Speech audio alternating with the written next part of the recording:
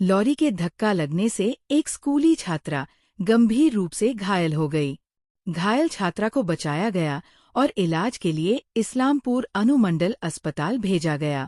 घटना के विरोध में स्थानीय लोगों ने इस्लामपुर थाना क्षेत्र के घोरमारा बाईपास में राष्ट्रीय राजमार्ग पर टायर जलाकर जाम कर विरोध प्रदर्शन किया। जब इस्लामपुर पुलिस मौके पर पहुंची तो स्थानीय लोगों ने पुलिस का घेराव कर विरोध प्रदर्शन किया। घटना से सनसनी फैल गई। जाम लगने से वाहनों का आवागमन बाधित हो गया। वहीं पुलिस ने घातक लॉरी को बरामद कर घटना की जांच शुरू कर ট্রাফিকে পুলিশ আছে, মেয়েটাকে অ্যাক্সিডেন্ট করলো, পুলিশ যেখানে মজুদ আছে মেয়েটাকে অ্যাক্সিডেন্ট করলো, গাড়িটা ধরবে না কেন? পুলিশ আবার ওর গাড়ির কাছ থেকে পয়সা নিবে, আবার গাড়িকে ছাড়ে দিবে। দাদা, মেয়েটা হলো গরিব মেয়ে, ওর বাবা টোটো চালায়। কোন গাড়ি মেরেছে কি দেখলেন আপনারা? ওটা পুলিশ বুঝবে, ওটা পুলিশ ছাড়ছে, পুলিশ বুঝবে দাদা, আমরা কি করে বুঝবো? পুলিশ গাড়িটাকে ছাড়ছে তো পুলিশ, ওটা পুলিশকে ডাকেন। মেয়েটার অবস্থা কেমন আছে? মেয়েটার কান দিয়ে রক্ত বার হচ্ছে দাদা, মেয়ে সিরিয়াস আছে, মেয়ে সিরিয়াস আছে, কান দিয়ে রক্ত বার হচ্ছে। কত বছর বয়স? নাক দিয়ে কান দিয়ে বয়স কত হবে মেয়েটার? মেয়েটার মোটামুটি 14-15 কি চাইছেন এখন আপনারা? না, আমরা চাচ্ছি যে পুলিশের উপরে আমরা বিশ্বাস করি, কানুনের উপরে বিশ্বাস করি।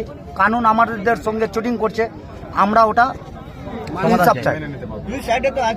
আমরা পুলিশের উপরে নির্ভর করি দাদা, আমরা পুলিশের উপরে সব সময় এখানে পুলিশ আছে, সারা রাত থাকে না, আমাদের রাখার জন্য করছে পুলিশ।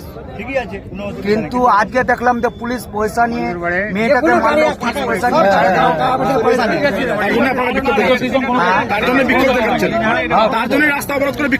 তার জন্য রাস্তার জাম করা হয়েছে দাদা। কি নাম আপনার? সরাফত হোসেন। সকালবেলায় একটা মেয়ে সাইকেল নিয়ে যাচ্ছিল, সাইকেল নিয়ে যাওয়ার পরে প্রাইভেট যাচ্ছিল, মানে পড়তে যাচ্ছিল, যার ওখানে পুলিশ ছিল, এখানে পেট্রোলিং এ পুলিশ এখানে সবসময় থাকে, এটা ঘোড়ামারার চোক, এখানে সবসময় পেট্রোলিং থাকে, এখানে পুলিশ ছিল।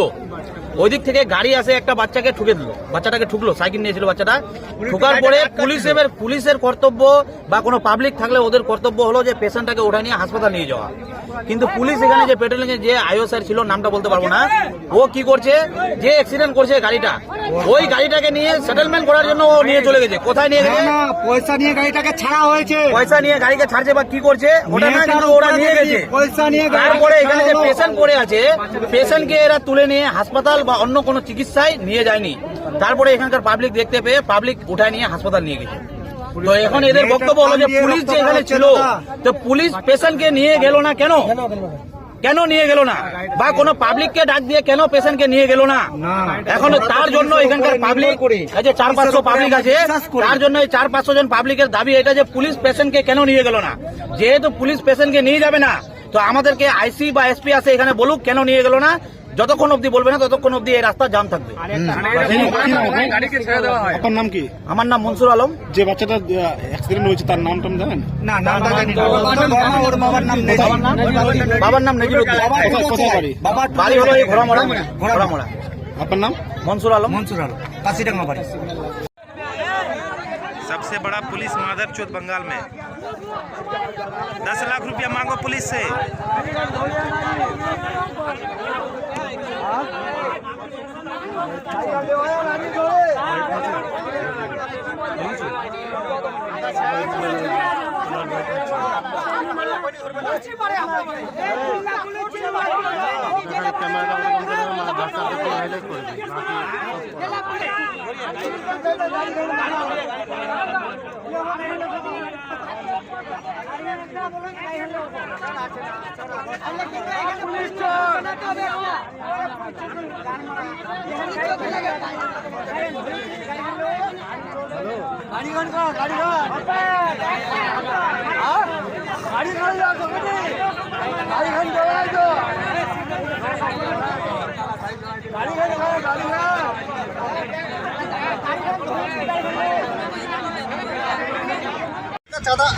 দাদাই করে তুলে, কিন্তু এই যাতায়াত যে করবে এই পাশ থেকে এই পাশে যাচ্ছে, এটা একটা ন্যাশনাল হাইওয়ে, সেই হাইওয়ের মধ্যে এখানে ট্রাফিক পুলিশ দেওয়া দরকার, কিন্তু সেই কাজটা করতেছে না।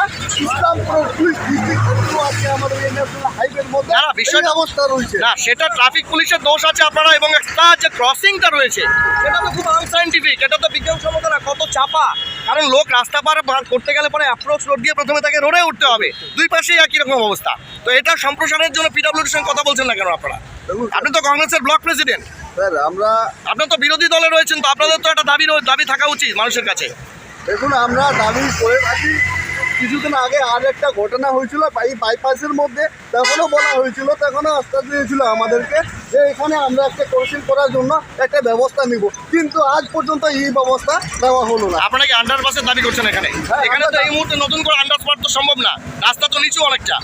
যখন এখানে বাইপাস হচ্ছিল তখন এই কথা আবার তোলা হয়েছিল, এই বাইপাসের জন্য আমি তখনও লড়াই করেছি, এই জায়গার জন্য লড়াই করেছি। হ্যাঁ। তখনই বলেছিলাম যে এখানে আমাদেরকে ওভারব্রিজের জন্য আন্ডারপাস করলে মানুষের একটা সুবিধা হয়, কিন্তু আমাদের যে ইসলামপুরের যে পুলিশ ট্রাফিক এবং পিডব্লিউ যারা রয়েছে এবং এসপি, কিন্তু এখানে বিশেষ করে একটা ট্রাফিক গার্ডের বা ট্রাফিক পুলিশ দেওয়া দরকার আছে, কিন্তু এই জিনিসটা দেখতেছি না। ট্রাফিক পুলিশ তো আজকেও ছিল, কিন্তু পুলিশ সেভিকগুলো সেভিক ভলেন্টিয়ার থাকে, কিন্তু সেভিক ভলেন্টিয়ার কখন থাকে পুলিশ কোথায় চলে যায় কোনো আমাদের। যেদিনকে আমি রাত্রিবেলায় আসি সেদিনকে আমি 10টা-11টা থেকে চাঁদা আদায় করতে এই জায়গাটায় আমি দেখি, কিন্তু 2 দিন আমাকে হাত দিয়েছে, দেখছে ব্লক প্রেসিডেন্ট পালিয়ে গেল, সে ঠিক আছে, কিন্তু তোমার চাঁদা আদায় করতে তোমার দিক কি? শুধু বালির গাড়ি তুমি আর ইটের গাড়ি তুমি চাঁদা আদায় করছো, মানুষ যাতায়াত করছে, মানুষ যাতায়াত করতে পারবে না, গাড়ি হাত দিয়ে তোমাকে পার করে দিতে হবে। তোমার কাজ কি? তোমার ট্রাফিক পুলিশের অধিকার কি? তোমার কাজ কি?